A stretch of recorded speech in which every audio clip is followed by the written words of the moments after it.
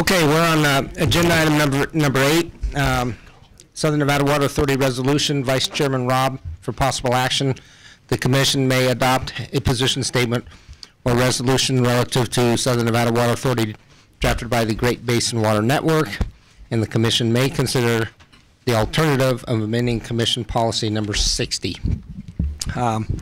Okay, the disclosure that I made at the beginning of agenda item number 7, I would just like to restate that for this agenda item, and I'm going to turn this over to Vice Chairman Robb, and I believe that Commissioner Drew might have a disclosure as well.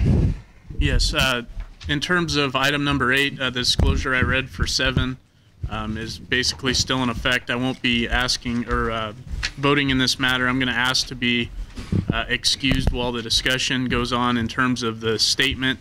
If there is a separate discussion on any amendments to Commission Policy 60, I'd like to be allowed to rejoin that process, because I think Commission Policy 60 is much broader than specific to Southern Nevada Water.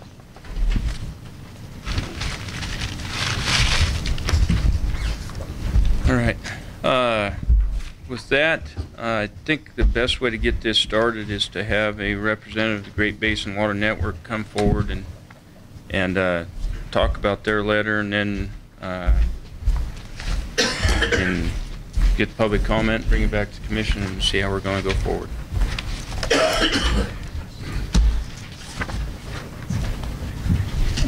Vice Chairman Robb and members of the Commission, my name is Susan Lynn. I am a coordinator for Great Basin Water Network. We have just finished putting on a case before the state engineer on the issues of water applications by the Southern Nevada Water Authority in Spring, Cave, Dry Lake, and Delamar Valleys, all of which are prime wildlife areas. To give you a little background, I was awarded the Kirsch Wildlife Award back, I think, in 2000 or 2001. And I've also been awarded the Nevada Wildlife Federation Conservationist of the Year, so I am not just mildly interested in wildlife. My former reputation was on the Truckee River with the Truckee River Yacht Club, but I have since gone on to Eastern Nevada water issues. Because this is such a massive, massive project, just this hearing dealt with an area the size of the state of Vermont. To remove 123,000 acre-feet of water, that's a lot of water. That's almost 2/3 of the amount of water that comes down the Truckee River on a good year. So we're talking huge amounts of water, and we're also talking about the impacts to existing ranchers who help wildlife, and also to the wildlife itself, the wildlife habitat. We want you to consider what is mitigation without water. If you remove the water, and Zane Marshall has talked about the ET capture. ET is evapotranspiration. It is the moisture that is given off by plants back into the soil or back into the air. And that is the amount of water that they are calling the perennial yield. And more. So we have a requirement, yes, to use the term perennial yield in this state, but we also need to talk about safe yield. And because the state engineer in the past has always gone for perennial yield, which means maximizing the amount of water that you can draw out of a groundwater basin, and we are talking groundwater, we're not talking surface water. But when you withdraw surface or groundwater, you also affect the surface flows, because streams and seeps and springs are all connected to the groundwater. They mutually coexist, and one without the other simply doesn't happen. So if you talk about safe yield, you're talking about something less than perennial yield. And our state has the reputation of, quite frankly, over appropriating most groundwater basins, many groundwater basins in the state. And I think several of them were alluded to in the previous discussion. And so what happens to mitigate that? There is no mitigation. You either stop pumping, and it takes a long time for the system to recover.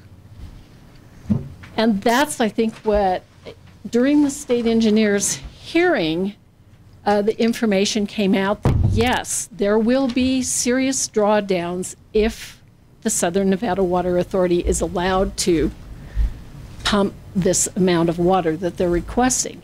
Even something less has been modeled and will draw down over the next 75 years, which is the proposed term for taking care of the financial aspects of this project. It doesn't, the water rights are granted in perpetuity, but the financial obligations go on for, quote, about 75 years, to the tune of $15 billion, that's with a B, dollars. So when you stop about, and that $15 billion generally does not include mitigation costs because nobody knows what those are. If you take another similar instance, like Owens Valley, and I know the Southern Nevada Water Authority hates to bring this up, LADWP over the last 10 years has paid over $1 billion to mitigate in Owens Valley. Not only have they had to mitigate with money, they've had to mitigate by returning water to the system. And I think that's a very important consideration to consider. Also, if you have to do enforcement on mitigation, if there is a trigger, if there is a threshold, and most stipulated, the federal stipulated agreement has no thresholds, it has no criteria, it just says they'll sit down and meet. There are no deadlines for making decisions. There are no, there's no methodology except to sit down and talk. And I think that's a very dangerous precedent. And if you're looking for a stipulated agreement, I think you need to look at thresholds. You need to look at criteria. You need to look at enforcement mechanisms. And even with enforcement mechanisms, LADWP, Mono County and Inyo County have to go back to court every darn time they have a problem. And it costs the counties money, and it costs LADWP money. And I think the same potential exists for Eastern Nevada. So that's just a little of the background. This project, as I say, does cover an area the size of the state of Vermont. And if you drop the water table between 10 and 200 feet, which this project can do according to all the groundwater model simulations, you're going to lose your habitat, period, end story. And yes, there will be successional plants, but what will be the successional plants?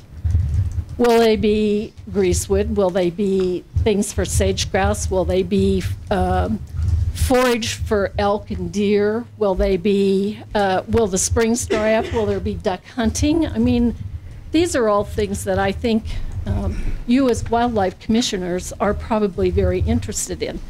And this project is such of a size that we don't know yet where the well fields will be in each valley. We have no concept of where the well fields will be. We know they have applications to drill a well, but not well fields.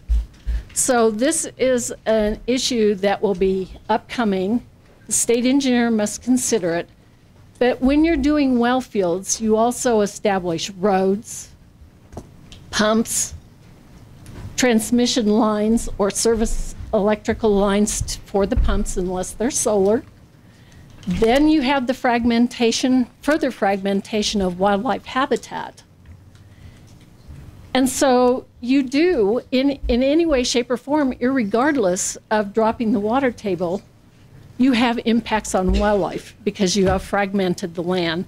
You have put in power poles. You will have lights at night because of the security. The wells need to be secured. Those are all things that I think are not looked at in the EIS sufficiently. And that is the reason we are asking you to comment to the state engineer today. Today is the last day. Comments have to be in the state engineer's office by 5 p.m. this afternoon. I need to maybe correct a couple of things I heard today. NDOW did not have a case in this most recent hearing. They did not file protests in 1989. So they did not have a dog in this fight, so to speak. However, because the decision from the past Spring Cave Dry Lake and Delamar Valleys was remanded and reversed, and the state engineer was told to begin again, that you all had the opportunity to file new protests on new applications that Sunwa had filed just in January. It'll be 2 years ago next month. So, as a commission, I think you have the opportunity to state separately from the staff your concerns for wildlife to the state engineer. I don't think that weakens his negotiation. I think it strengthens it. My sense at this stage of the game is that you can give him some backbone, but you can operate independently. I am not an attorney. I wouldn't even begin to venture how this would wash out. But if I were a commission, I would also want to know the conditions of the stipulated agreement. And I would want to see criteria, thresholds, enforcement measures, etc. So with that, we did develop this draft resolution. Things have changed, but I think the whereas that affects you mostly is that the EIS states that the complete proposed action in 5 valleys, now we've talked about Spring, Cave Dry Lake, and Delamar valleys. It also includes Snake Valley, which is on the Utah-Nevada border. It will have serious adverse effects. I mean, this is what the DEIS says. It will have serious adverse and irreparable effects on resources within 75 to 200 years. We're talking legacy stuff here. Dry or reduced flows in 44 to 57 major springs and indefinite numbers of other springs and seeps in 2 counties. Dry 8,000 acres of wetlands and meadows. Destroy 191,500 acres of shrubs, meaning habitat for mule deer, pronghorn, antelope, Rocky Mountain elk, bighorn sheep, sage grouse, and other upland birds. And on 25,000 square miles of land surface cause subsidence greater than 1 foot, and on 575 square miles cause subsidence greater than 5 feet, further damaging aquatic and terrestrial resources. So that is the reason we are asking you to send a letter today to the state engineer very quickly. We stand by to deliver it if you want to do that. We also propose that you let the Southern Nevada Water Authority Board of Directors know of your opposition, in addition to advising the state engineer of your concerns for wildlife. And we didn't direct you how to do it. We didn't think that was our place, but we are asking you to take action today. So with that, thank you very much. Thank you very much. I appreciate the framework. Does anybody have any questions? Do we have the public comment? Yeah, we're before? going to go to public comment. I didn't know if we had any questions of the prior speaker before. I see. Yeah, I could just ask a brief question. Could you come back to the podium? I'm sorry to let you go and then bring you back up. Could you just give us the, please give us the brief overview of Southern, of your organization, kind of how, just kind of the brief overview of that. I mean, is it the three of you that sat down yesterday morning and came up with this? You know what I mean? No. All right. 'Cause I know there's a history. If you just give Okay. In 1989, Southern Nevada Water Authority filed all of their applications in many more valleys than just the 5 of these. And then they dropped them because they didn't need them. And then again in 2004, 2005, somewhere thereabouts, they decided they would resurrect and notified the state engineer that they wanted to pursue their applications. And at that point, many of us had opposed this project. I was on the Multiple Use Advisory Committee for Federal Lands back in 1989, and we said, no, we didn't think this was a good idea for public lands. And our board was, quite frankly, abolished within 6 months of that decision. But that said, there was a lot of opposition to the project back in 1989, and then it died because the project went away, then was resurrected. And then in 2005, Great Basin Water Network decided they would do a bus tour, and several of the people in the audience helped put that tour on. I was not a part of the group at that particular time.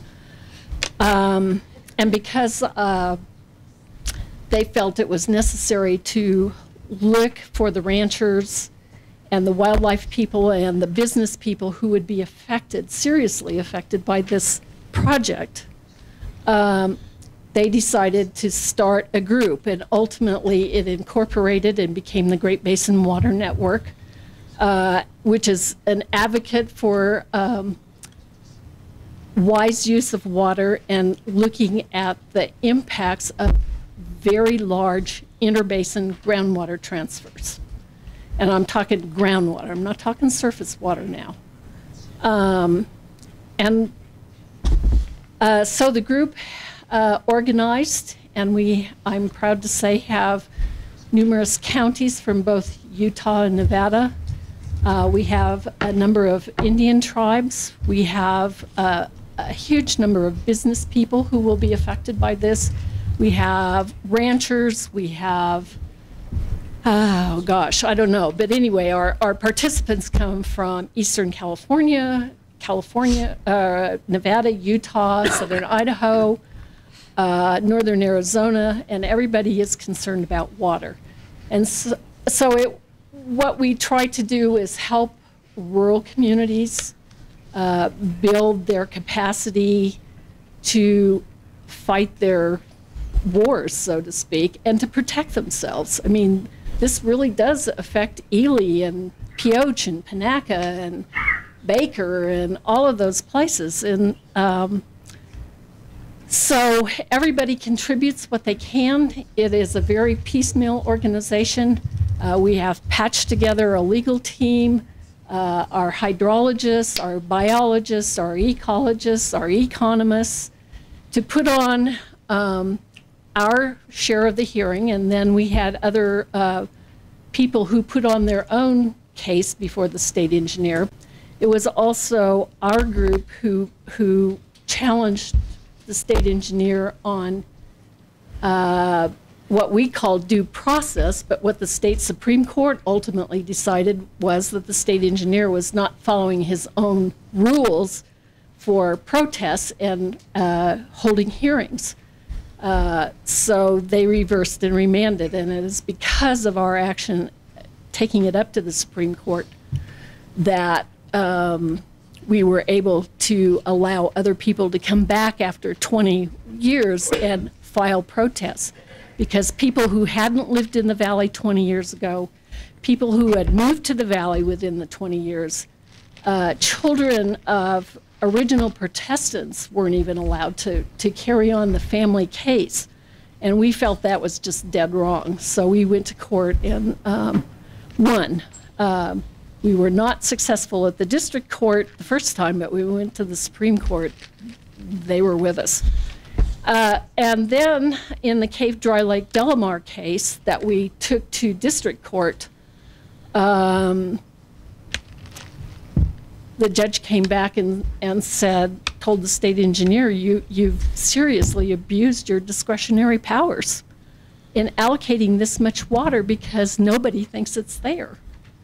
So that was a problem too, and we won and reversed on that one. So we've had a pretty good case, and I think we put on a heck of a fine case before the state engineer for the second time. It's not been without pain, and I'm sure Southern Nevada agrees it's not without pain. And we think that this is a landmark decision for the state engineer and a landmark decision that ultimately will probably end up in court, whichever way it goes.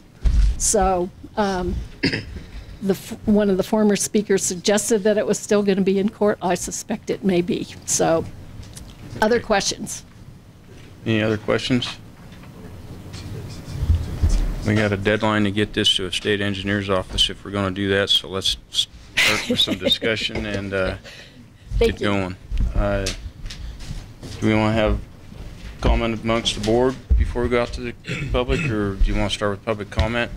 I'd like to see public, what they have to say. All right. I'm wearing two hats now, taking cards and get the speaker, so. Abby Johnson. And if we could, everybody limit your comments to 3 minutes, then we can get this going. And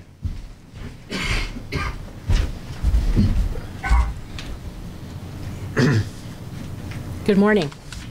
My name is Abby Johnson. I'm on the board of the Great Basin Water Network, a member of the League of Women Voters, and a homeowner in Baker, Nevada in the Snake Valley.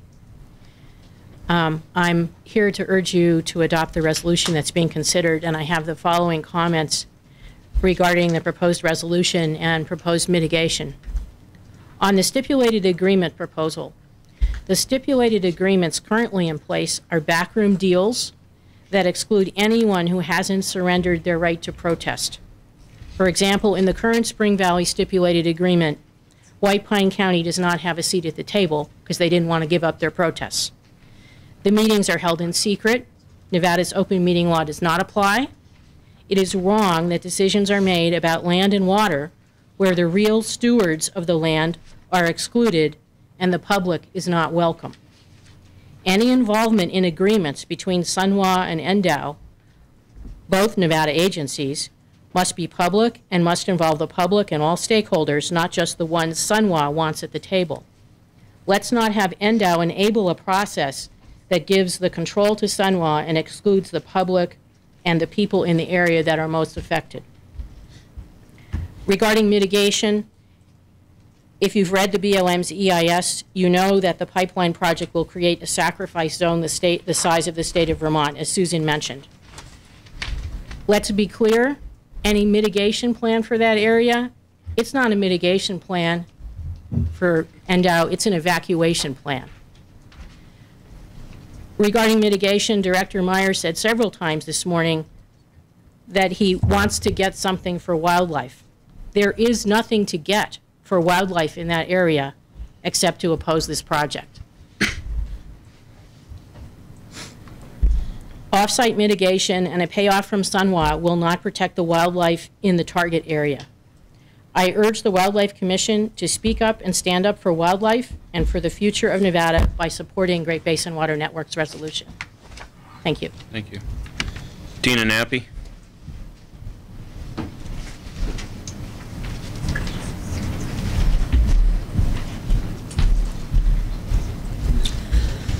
Good morning, still. My name is Tina Nappy.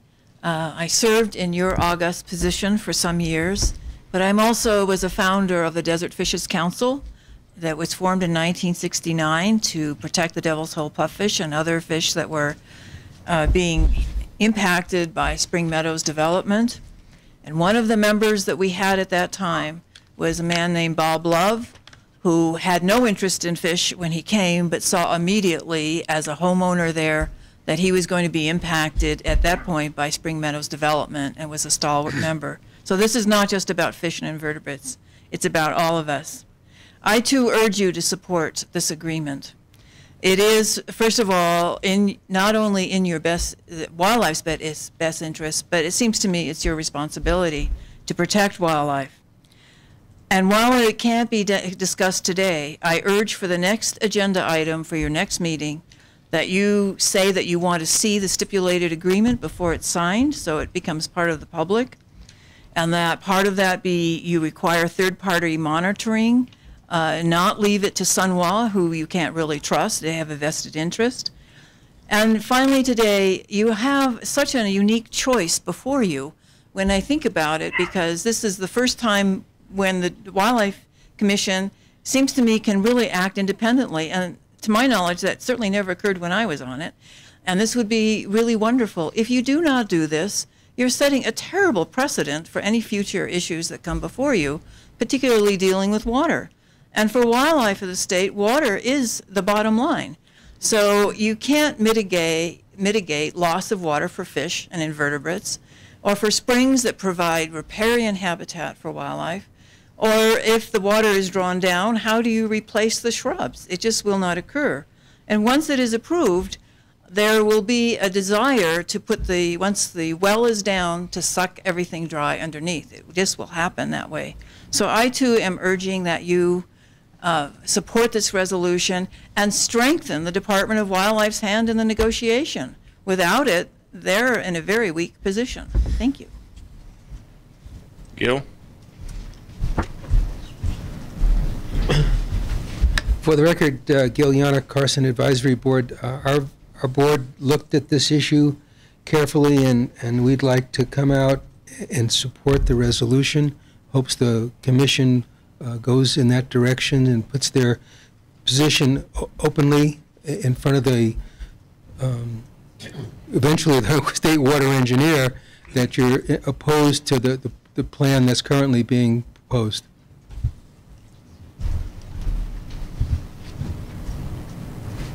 I have a card from Susan Lind, but I think you spoke, so we're good. Glenn Bunch.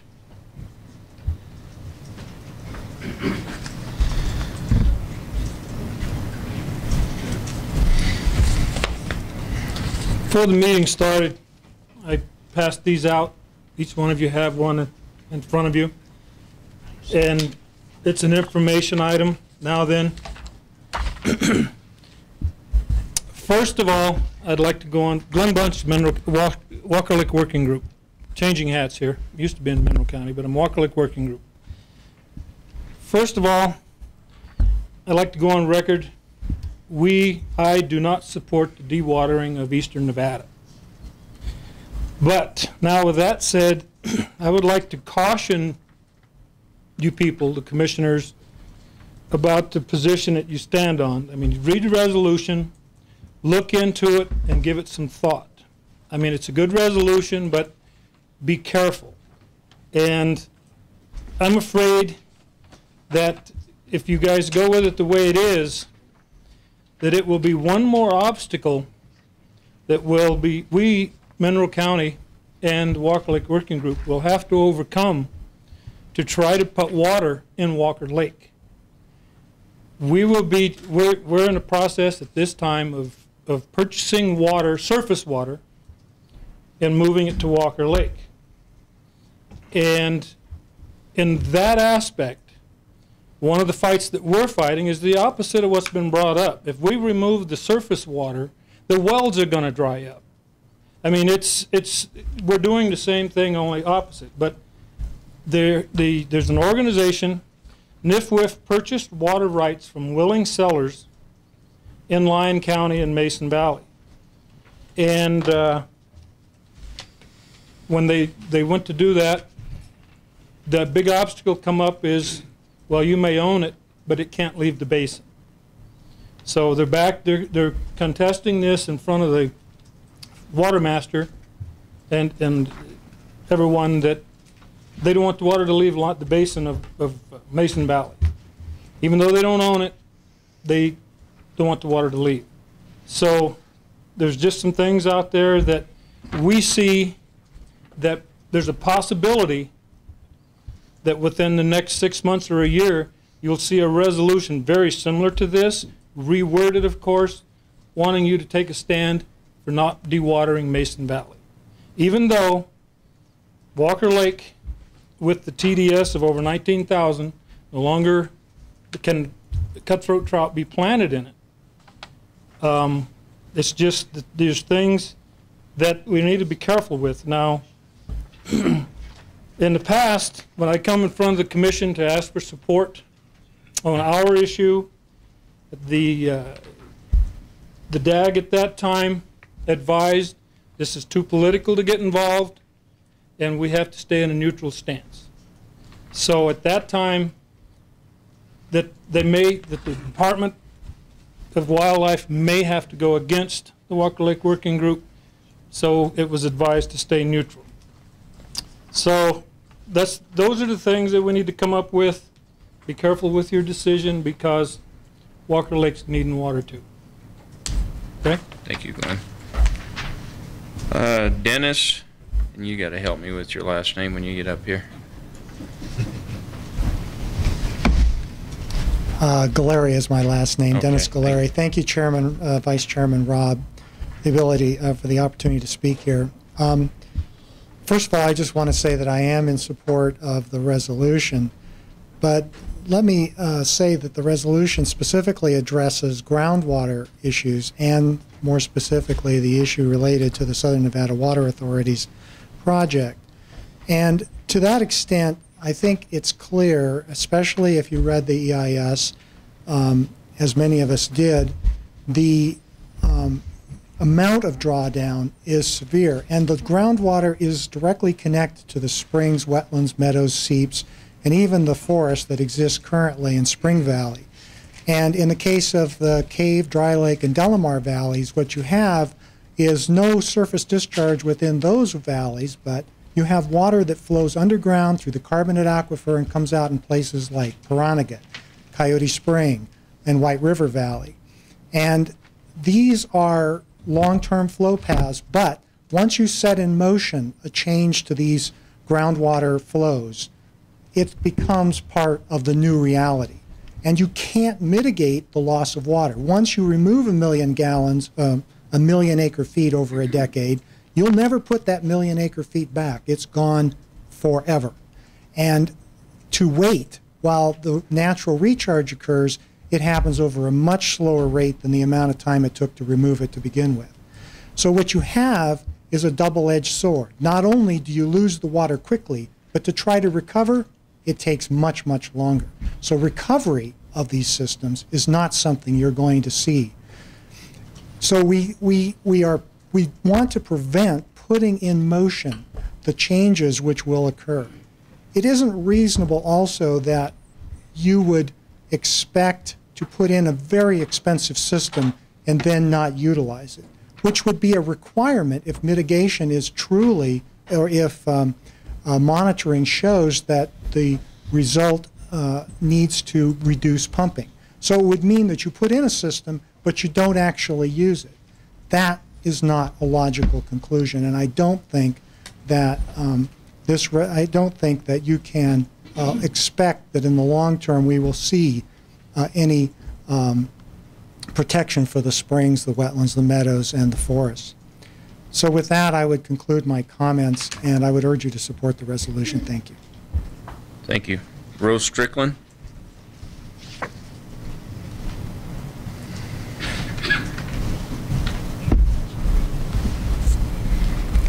Good morning. My name is Rose Strickland. I live in Reno, Nevada. Thank you, Mr. Vice Chairman and Commissioners and Director Mayor for this opportunity. I've been a member of the Governor's Sage Grouse team since 2001, and I've spent a lot of time in this room too. Maybe not as much as you have. But sage grouse, like all wildlife, has to have water and habitat to survive. And that's why I am urging you to support, to vote for this resolution and get it to the state engineer this afternoon. The sunwall pumping, I think even they will admit will cause a huge amount of harm to wildlife and wildlife habitat by drying up springs over thousands of square miles of eastern Nevada. The BLMEIS, 4,000 pages worth, disclosed many of these impacts will be irreversible and irretrievable. These are impacts that cannot be mitigated. As one Lincoln County commenter to the state engineer said, you can throw lots of money at a dead horse, but it won't get up again. And I'll add, after the discussion this morning, you can monitor a dead horse, but it will never get up again. Thank you very much. Jim Janae.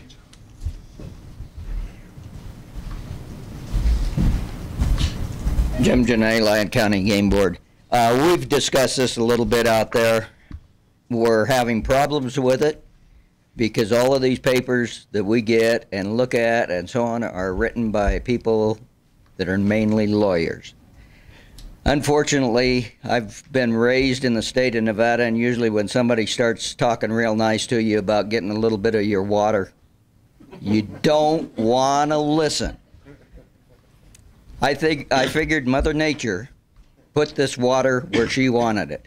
And I think as commissioners, most of you look like you're up there, you're kind of aware of that. And I think we need to keep our water where it is for the wildlife. Once we take it away, it does not come back. They told us on Fernley Canal they were going to pull some water out, dry the canal for a year or so on. At that time, the year before, I dug down 3 feet, which put me to the clay layer, break through the clay layer, and I had water.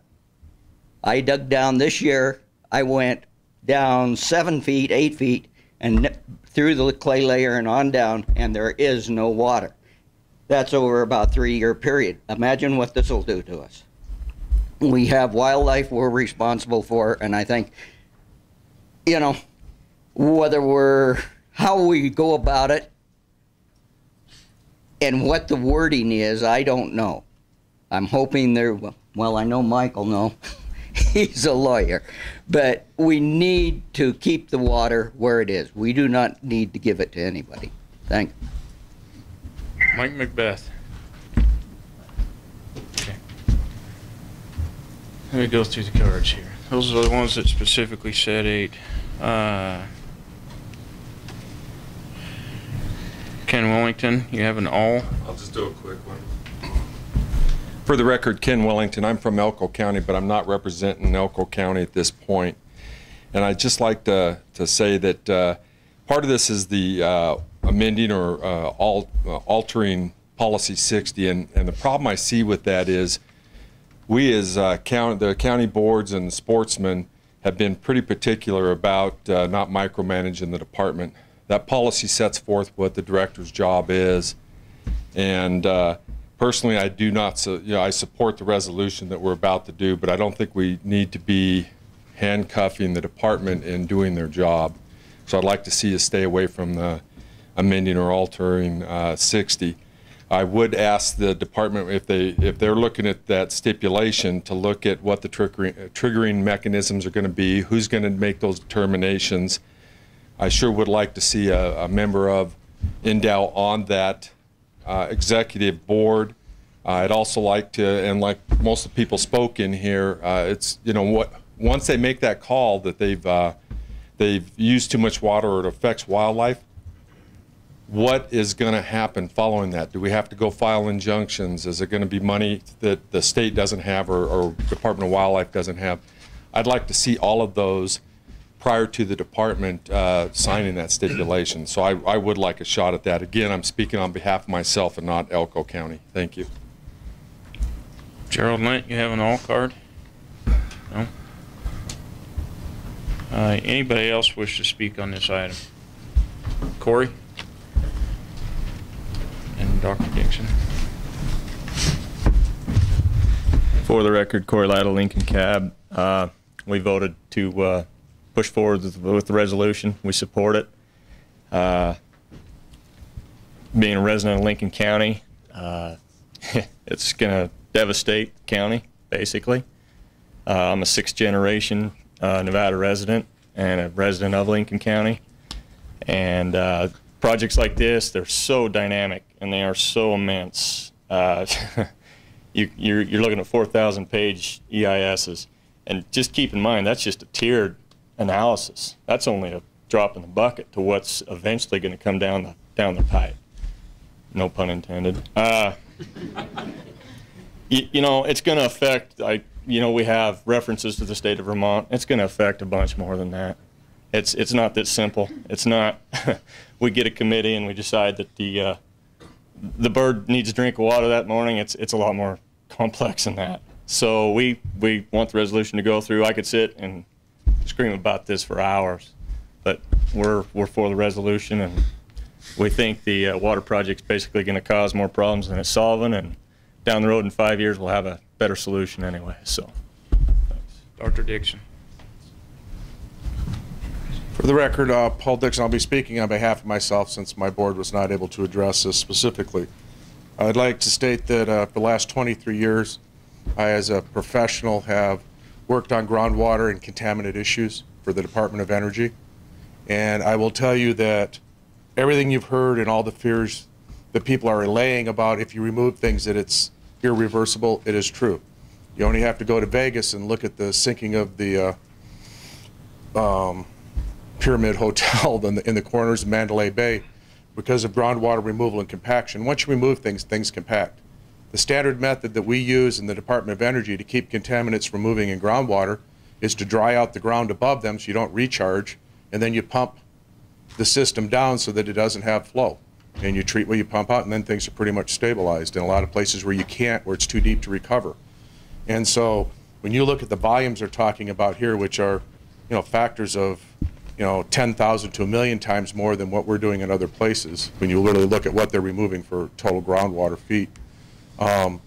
It scares me that we're going to do something like we did when we were building the nuclear weapons complex. We went off and did something at the time that seemed like a really cool thing to do.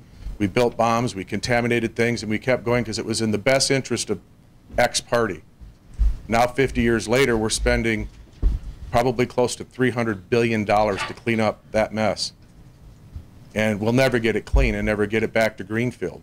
And if we take the water out of here and do this to this state, we'll forever change what we have here. And I can tell you as a professional who's done it for a long time, it's a bad idea to do this project, and anything that you guys can do to support the Department of Wildlife and get stuff to state engineer, I think is a great idea. Thank you. Thank you. Anybody else? Okay, I'm not seeing anybody. I bring it back to the commission for discussion.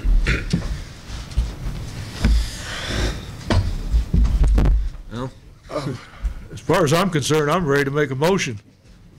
You can make a motion, then we can discuss the motion. I move that we send this resolution as soon as possible. The next train out of here to the state engineer. Okay, we have a motion by Commissioner Howell. Second by Commissioner Strom. Commissioner Rain. Question, well, before I get into actually commenting on things, is what are we, how is it going to get sent? That would be my question. If staff has a method, or if we're better off to let, or we had some volunteers in the audience to do it. And I believe, our winner of the Kirch Award, she ought to be reliable. I've never met her till today, but she ought to be fine. If that, because if in our motion, maybe we should, state how it's going to happen, unless the department had already made plans. I'd have to ask, can we submit this electronically? And if we can. No. Okay. Well, so the Kirch Award winner just volunteered. Okay. So, okay. So if we could make, that being the case, if we could include in the motion that the resolution be signed and delivered by, yes. What I Susan can do Lynn, first, let me find out who's available to run to Carson, see whether we have a staff person to be able to do that. So let me check on that as we're having lunch. Okay, we got to give a copy to them, give a copy to staff. I mean, 2 copies. We got one we print 2. I mean, just that way it's guaranteed. Any other comments? I'm not were you finished? That was my procedural and how we want to go about it, and if we want to do that in a motion, that'd be good at some point. Okay, just in general, back in my old schooling years, they taught me that water flows downhill, but I hate to tell the physics professors they're wrong, because clearly I found out that it flows towards money, and that's what this project is. And we need to bring back the physics in this operation, because when I look at the monitoring, mitigation, or management mitigation, I think the comment about monitoring a dead horse, gee, vital signs are still dead, now what are we going to do about it? There's nothing we can do about it. That's probably as relevant as anything else. We can monitor to see how much of our wildlife is dead. We can monitor to see how destructive this project was. But the mitigation, there is no mitigation. I talked about that last meeting quite a bit. There is no mitigation that could undo these effects. Even pumping the water back up the pipeline into it wouldn't do it. It still would not do it. There is nothing. Whether it's, of all the things, and it's all fine and great to be monitoring things, but by entering into a stipulated agreement, it would basically be slightly beneficial perhaps in the very short term, but also in the very short term it would appear to me to be definitely selling out. And it's more like making a deal in which you shoot yourself, but you do get a pick out what color coffin you get, so we're at the table, we can pick that out. That's what going ahead and proving is. Hey, maybe we won't be able to stop it, but there's got to be a line in the sand somewhere. Don't get too excited about the coffin thing now, depending on what you're talking about. That said, I totally agree with comments by many of our audience members, including you, Mr. Dixon. Don't tell your friends, whatever you do. Okay, Tina, thank you. Go ahead, Commissioner McNair. Mr. Chairman, I completely agree with the support of the resolution. It's going to probably be said a few more times here. It's too big of an issue. I'm not sure that the urgency is there. We don't have growth going on in the valley like there used to be.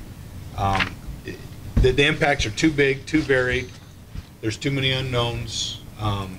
It's just got bad idea written all over the place, and we definitely need to support this resolution. I would add, eventually, when we get back to the motion, I think that our signator probably should be changed to Vice Chairman Robb to reflect that in recognition that Chairman Macbeth is removing himself from the discussions just as a formality. But those are my thoughts on it.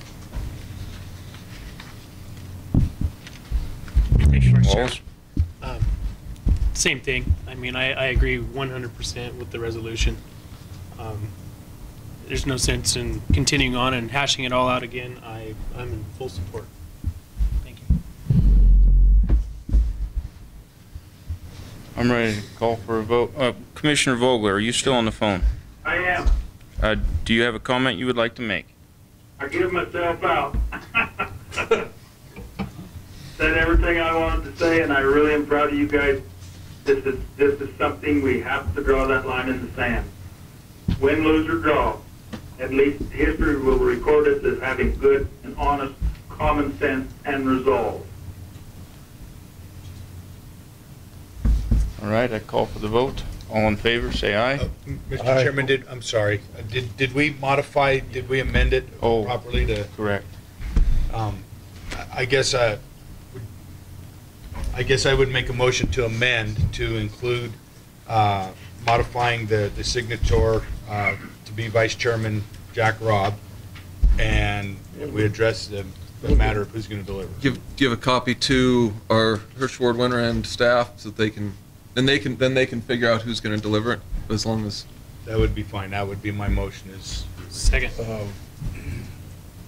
If Hal and I both agree to that, that's just a moot point then, right? Include that in the original motion? We don't need to vote on the amendment, right? If you include it in the original motion. Yeah, I'll include that.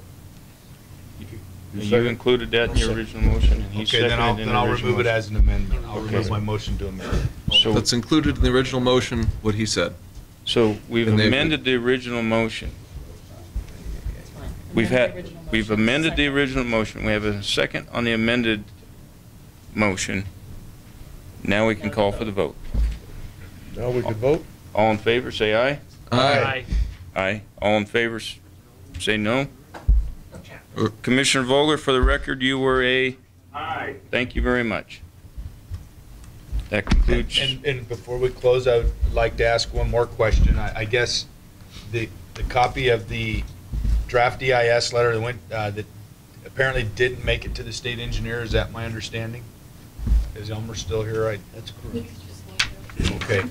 I would very strongly encourage and hope that a copy of that letter be submitted to the state engineer's office by the same time today, and even in conjunction with our resolution, even though that wasn't part of our formal thing. I would certainly hope that that would go down there so that they would have that information as well. Okay. Let's see a private party also take I don't think anybody can hear you. Commissioner Strum has a comment. Yes, I would like, as long as we have a private party that is interested in taking the paperwork down at Carson City, I think we should, just in case something should happen to the original courier, an accident or whatever, to ensure, because we only have till 5 o'clock today. Correct. Time's running on us. Yes, correct. So you'll rework some of the language in this, I'll sign it, and we get it going. Thank you. Commissioner Robb? Yes. Vice Chairman? Yes. Being I'm not going to be there as a signature, you will at least put my name on it and make it so noted that I did vote in favor of the motion, please? Yes, there'd be one signature on it, and the resolution does reflect the yeas and nays. Okay. And would you do me a favor, as soon as you break for lunch, would you please give me a call at my home phone number? Susan has it. Okay. Thank you.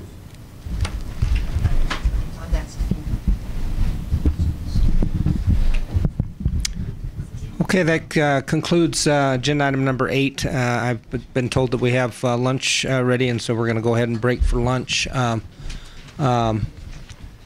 else? It doesn't really conclude agenda item number 8. Number 60. Policy 60 that we can discuss, but I think you and Jeremy can be at the table to discuss. Okay.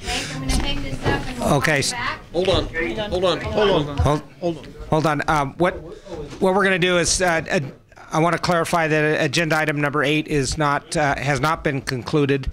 That we still have the policy 60 aspects of agenda item number 8 that we need to discuss, and that'll be the full commission.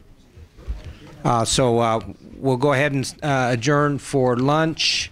And how much time do we need? Can we get back half hour? Is that good? Okay. Let's say 1 o'clock. Straight up 1 o'clock. Thank you.